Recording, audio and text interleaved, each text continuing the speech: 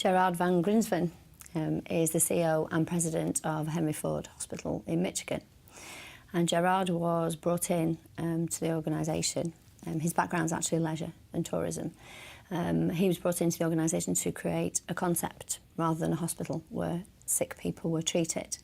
And his vision is very much about creating a destination, so a destination where people would go to be educated about well-being, about general lifestyle in terms of eating habits, exercise, cookery classes, everything to do with well-being, but create that destination where people would go as a very positive feeling place rather than what could have been perceived as a negative place to go when needed.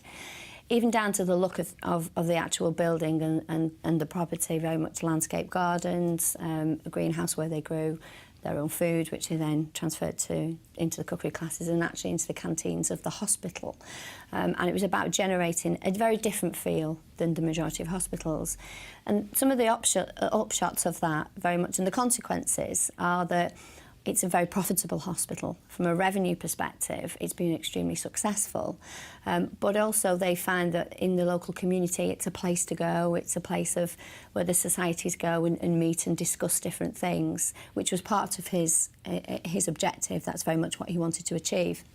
The continuing success of that is that they're continuing to expand and grow the services and the provisions that they provide. I think there's a very important lesson to learn from Gerard, that innovation and creativity can come from individuals. It doesn't come from organisations intrinsically themselves. It comes from bringing in some very different thoughts around creative leadership, around creating innovation.